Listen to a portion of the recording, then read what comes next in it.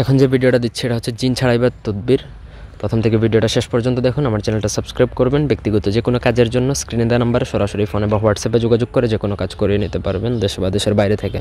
সর্বপ্রথম যে সতর্কতা দিব, ছোটোখাটো বিষয়ে বা আপনার শরীর বন্ধ না করে, ঘরবাড়ি বন্ধ না করে, বাচ্চা কাচ্চা যদি আপনার থাকে তাদের সবার শরীর বন্ধ না করে কোনোভাবেও জিনভূত ছাড়াইতে যাবেন না। তা সে যেই হোক, আপনার নিজের ঘরের কারোর জিনভূত ছাড়াইতে যাবেন না, কারণ জিনভূত যদি আপনি ছাড়াইতে যান, যে ছাড়াবে তার নিজের ক্ষতি করতে চায় জিনভূত, আবার তার পরিবারের ক্ষতি করে। এমন অনেক ঘটনা আছে যে তান্ত্রিক জিন ছাড়াইতে গেছে, সেই জিন তারাই মেরে ফেলছে বা তার পরিবারের লোকদের কিন্তু মেরে ফেলছে। সুতরাং আপনি আগে নিজের সেফটি নিশ্চিত করে তারপরে জিন ছাড়াইতে যাবেন। তার যেই হোক, আমি আবার বলছি, আপনার পরিবারের কারো যদি জিনভূত ছাড়াইতে যান তাহলে আগে নিজের সেফটি নিশ্চিত করবেন, তারপরে আপনি জিনভূত ছাড়াইতে যাবেন। তো স্ক্রিনের নকশাটা আপনাকে ভোজপত্রের মধ্যে জাফরান কালি দ্বারা অথবা সাদা কাগজে লাল কলম দ্বারা লিখতে হবে।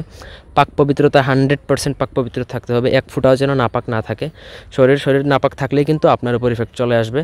তারপর আপনাকে নকশাটা লিখে নিচে যে রুগী, সে ছেলে হলে তার পিতার নাম, মেয়ে হলে তার মাতার নাম লিখে তার গলায় বেঁধে দিলে সে যত বড়ই জিন হোক, ভূত হোক বা প্রেত হোক, সেটা কিন্তু তাকে ছেড়ে চলে যাবে। আমি আবারও বলছি, রুগীর শরীর থেকে ছেড়ে যাওয়ার পরে জিনের কিন্তু একটা রেস্ট থাকে যে আমারে ছাড়াইছে, আমি তার ক্ষতি করব। সেজন্য আপনার নিজের সেফটি নিশ্চিত করে তারপরে আপনি এই ধরনের কী করতে যেতে পারেন। তো শরীরবন্ধ, ভালো শরীরবন্ধ প্রোটেকশন নিয়ে, আপনার পরিবার যদি থাকে আপনি আপনার পরিবারের সবার প্রোটেকশন নিয়ে তারপরে এটা করবেন। তো আশা করি বুঝতে পারছেন। এই ছিল আজকের ভিডিও। কোনো অংশ বুঝতে অসুবিধা থাকলে কমেন্ট করে জানাতে পারেন।